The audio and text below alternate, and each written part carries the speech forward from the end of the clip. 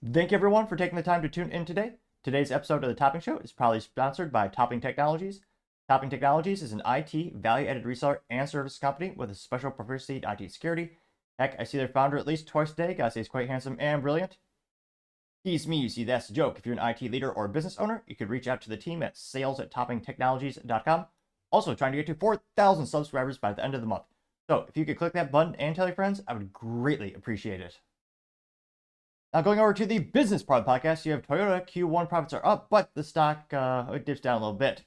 Now, before we actually look at the substance, we're going to look at, well, how's your stock been doing the past couple years? And granted, this is not financial advice. I have to add that little fun caveat every time you talk about anything financial. But geez Louise, hindsight's always 2020. Wish I would have invested in Toyota years ago. Now, pulling up the little stock ticker over there, looks like there's, and granted, by the time this video is rendered and uploaded, the stock price will change because that's what stock price does. Currently trading for $180.75 per share. I mean, past 5 years, they're pretty darn good. Their stock is up 50.63%, which, again, who would have thought? You also go to the 1 year, up 16%. Year to date, not too bad, especially with the slow automotive community with high interest rates. Year to date, it's increased by 6.78%. But more recently, the past month is down at negative 4.99%. And week trend is down 7.4%. Going to one of our favorite vintage articles or providers is Yahoo, specifically Yahoo Finance.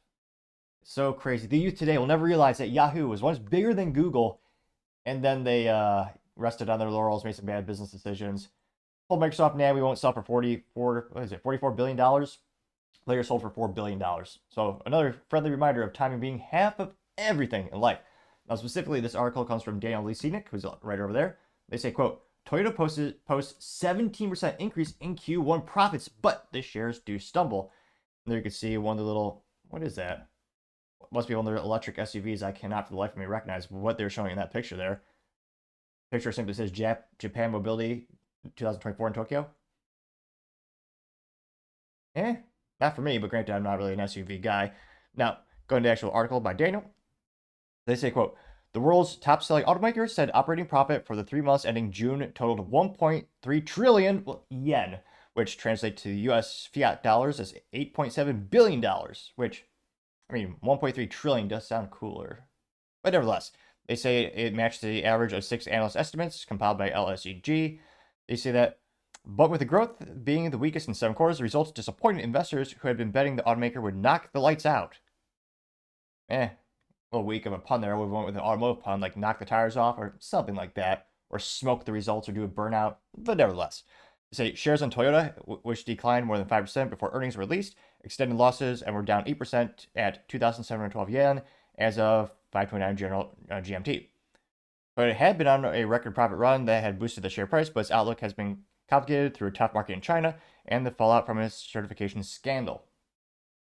Which, again, I think it'll be interesting how that plays out. But again, allegedly, they had manipulated some data for compliances and certifications. So we'll see what the result is at the end of the day in terms of the actual, final ruling. Now, Toyota said in a statement, quote, despite the inability to maintain stable production in Japan due to factors such as certification issues and recalls, we achieved an increased profit thanks to the support of all of our stakeholders, unquote. Which, yeah, and I was going to say, a very big juxtaposition of their competitors like Ford that last fiscal quarter spent, was it $800 million just on warranty work, which, yeah, that's not good for Ford. We'll see how they do this year. They say that retail sales at Toyota and luxury Lexus brand declined 2% this quarter, with a share of petrol electric hybrids this sale reaching about 2/5. Now they also say that the automaker maintained its forecast of 4.3 trillion yen profit for the full year versus 5.3 trillion yen average of 18, according to the analyst estimates. Which, Toyota Accounting Group also, or this is this is specifically from Marshi. I'm definitely going to butcher this pronunciation, but I will attempt it nevertheless. Masahiro Yamamoto. Actually, I think I got the last name right. He is the chief officer at Toyota Accounting Group. He says, quote, we still haven't built up enough of an inventory yet in the United States. However, compared to last year, there's no doubt that it is recovering. So it'll be interesting to see how Toyota does for this end of the year.